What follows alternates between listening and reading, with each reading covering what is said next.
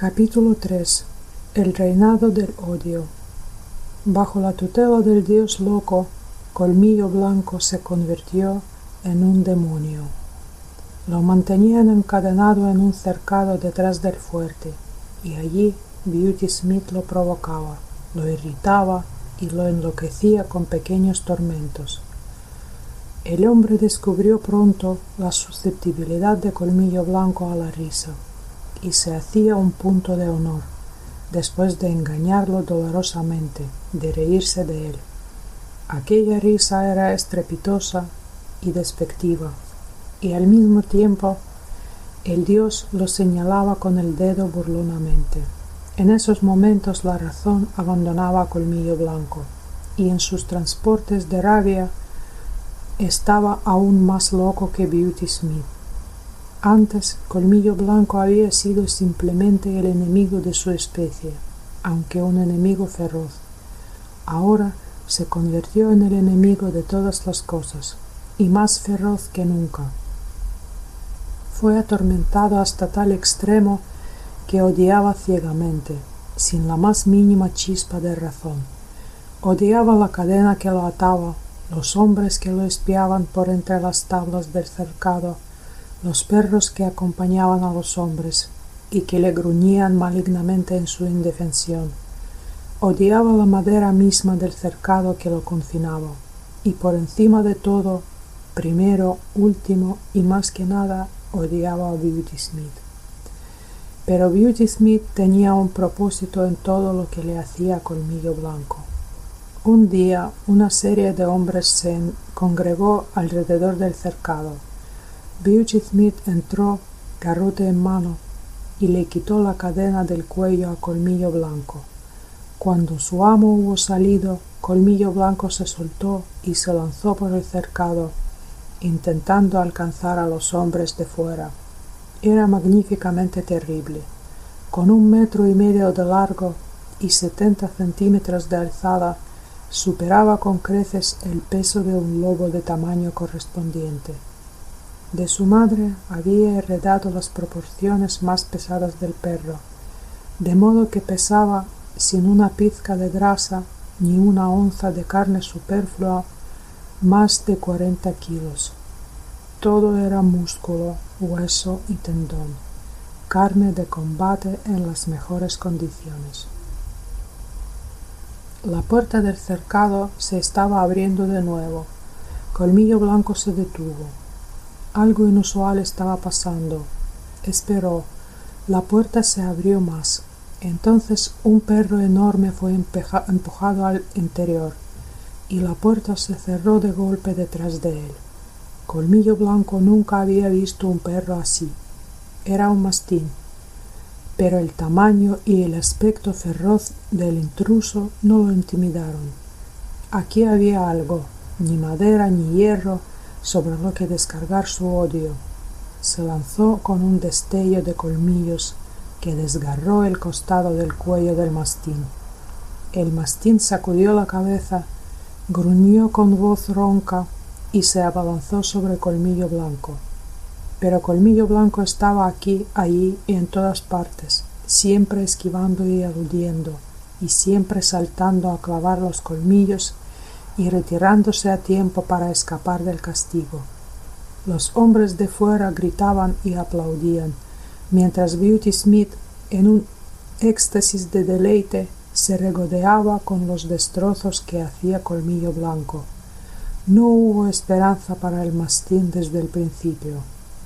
Era demasiado pesado y lento. Al final, mientras Beauty Smith apartaba a Colmillo Blanco a garrotazos, el mastín fue sacado a rastras por su dueño.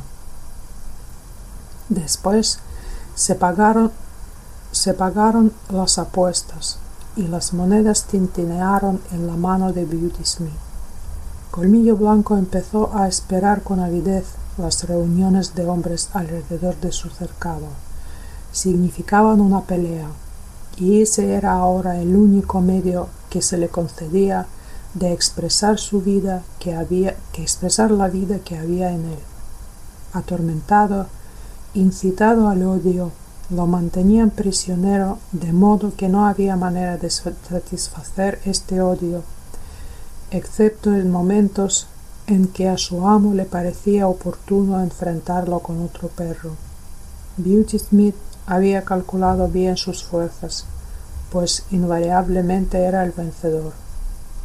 Un día, 3 perros fueron introducidos sucesivamente en el cercado. Otro día, un lobo adulto, recién capturado de la naturaleza salvaje, fue empujado por la puerta, y aún otro día 2 perros fueron lanzados contra él al mismo tiempo. Esta fue su pelea más dura, y aunque al final mató a los 2, él mismo quedó medio muerto en el proceso. En otoño, cuando caían las primeras nieves y la nieve medio derretida bajaba por el río, Beauty Smith se embarcó con Colmillo Blanco en un vapor que remontaba el Yukón hacia Dawson.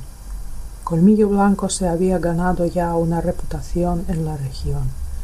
Como el lobo luchador era conocido por todas partes, y la jaula en la que lo transportaban en la cubierta del vapor estaba generalmente rodeada de hombres curiosos. Les gruñía y les ladraba, o yacía quieto y los estudiaba con frío odio. ¿Por qué no habría de odiarlos? Nunca se hacía esa pregunta. Solo conocía el odio y se perdía en la pasión de él. La vida se había convertido en un infierno para él. No estaba hecho para el estrecho confinamiento que las bestias salvajes soportan a manos del hombre. Y sin embargo, era precisamente así como lo trataban. Los hombres lo miraban fijamente, le metían palos entre los barrotes para hacerlo gruñir, y después se reían de él.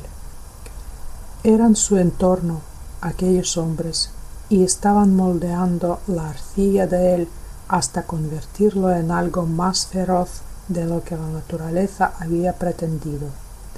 Sin embargo, la naturaleza le había dado plasticidad. Donde muchos otros animales habrían muerto o se les habría quebrado el espíritu, él se apartaba y vivía, y sin menoscabo de su espíritu. Posiblemente Beauty Smith, archidiablo y torturador, fuera capaz de quebrar el espíritu de Colmillo Blanco, pero por ahora no había señales de que lo estuviera consiguiendo.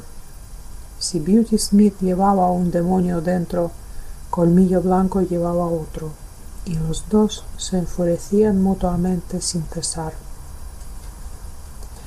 En los tiempos anteriores, Colmillo Blanco había tenido la sagacidad de encogerse y someterse ante un hombre con un garrote en la mano. Pero esa sagacidad lo había abandonado ahora. La mera visión de Beauty Smith bastaba para sumirlo en transportes de furia. Y cuando llegaban al cuerpo a cuerpo y había sido rechazado a garrotazos, seguía gruñendo, enseñando los dientes. El último gruñido no podía arrancársele nunca. Por terriblemente que le pegaran, siempre le quedaba otro gruñido, y cuando Beauty Smith se rendía y se retiraba, el gruñido desafiante lo seguía, o Colmillo Blanco se arrojaba contra los barrotes de la jaula, bramando su odio. Cuando el vapor llegó a Dawson, Colmillo Blanco desembarcó, pero seguía viviendo una vida pública en una jaula, rodeado de hombres curiosos. Lo exhibían como el lobo luchador, y los hombres pagaban $50 en polvo de oro para verlo. No le daban descanso. Si se tumbaba a dormir, lo espabilaban con un palo puntiagudo, para que el público obtuviera lo que pagaba. Para hacer la exhibición interesante, lo mantenían furioso la mayor parte del tiempo. Pero peor que todo esto era la atmósfera en que vivía. Lo consideraban la más temible de las bestias salvajes, y esto se le comunicaba a través de los barrotes de la jaula. Cada palabra, cada acción cautelosa por parte de los hombres le confirmaba su propia ferocidad terrible. Era más leña al fuego de su fiereza. Solo podía haber un resultado, que su ferocidad se alimentaba de sí misma y crecía. Era otro ejemplo de la plasticidad de su arcilla, de su capacidad de ser moldeado por la presión del entorno. Además de ser exhibido, era un animal de peleas profesional. A intervalos irregulares, siempre que se podía organizar una pelea, lo sacaban de la jaula y se lo llevaban al bosque a unos kilómetros del pueblo. Generalmente esto ocurría de noche, para evitar interferencias de la policía montada del territorio. Tras unas horas de espera, cuando llegaba la luz del día, se presentaba el público y el perro con el que debía pelear. De este modo peleó con perros de todos los tamaños y razas. Era una tierra salvaje, los hombres eran salvajes y las peleas solían ser a muerte. Puesto que Colmillo Blanco siguió peleando, es obvio que los que morían eran los otros perros. Nunca conoció la derrota.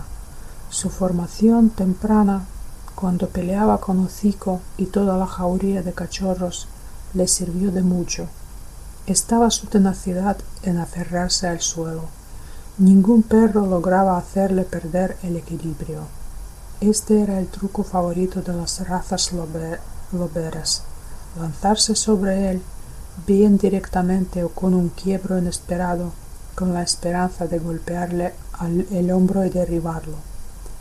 Perros del Mackenzie, esquimales y del Labrador, huskies y malamuts, todos lo intentaron y todos fracasaron.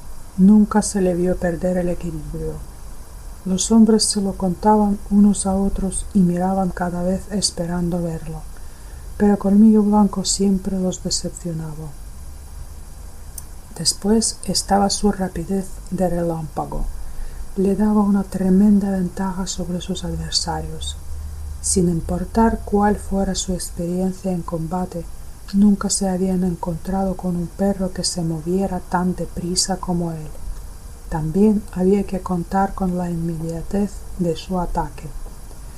El perro medio estaba acostumbrado a los preliminares de gruñidos, errizamientos y pavoneos, y el perro medio era derribado y rematado antes de haber empezado a pelear o de haberse recuperado de la sorpresa. Esto ocurría tan a menudo que se convirtió en costumbre sujetar a Colmillo Blanco hasta que el otro perro pasaba por sus preliminares. Estaba bien preparado e incluso lanzaba el primer ataque. Pero la mayor de todas las ventajas a favor de Colmillo Blanco era su experiencia. Sabía más de combate que cualquiera de los perros que lo enfrentaban. Había librado más peleas, sabía cómo responder a más trucos y técnicas, y tenía más trucos propios, mientras que su propio método era difícilmente mejorable. Con el paso del tiempo tenía cada vez menos peleas. Los hombres desesperaban de encontrarle un rival a la altura, y Beauty Smith se vio obligado a enfrentarlo con lobos. Estos eran atrapados por los indios para tal propósito, y una pelea entre Colmillo Blanco y un lobo siempre atraía público. Una vez consiguieron una hembra de lince adulta, y en esta ocasión Colmillo Blanco luchó por su vida. La rapidez de ella igualaba la suya, la ferocidad de ella igualaba la suya, y mientras él luchaba solo con los colmillos, ella luchaba además con sus patas de garras afiladas. Pero después del lince se acabaron las peleas para Colmillo Blanco. No había más animales con los que pelear, o al menos ninguno considerado digno de enfrentarse a él. Así que siguió en exhibición hasta la primavera, cuando llegó al territorio un tal Tim Keenan, tallador de Faraón. Con él llegó el primer bulldog que jamás había entrado en el Klondike. Que aquel perro y Colmillo Blanco se enfrentaran era inevitable, y durante una semana La pelea esperada fue el tema principal de conversación en ciertos círculos del pueblo.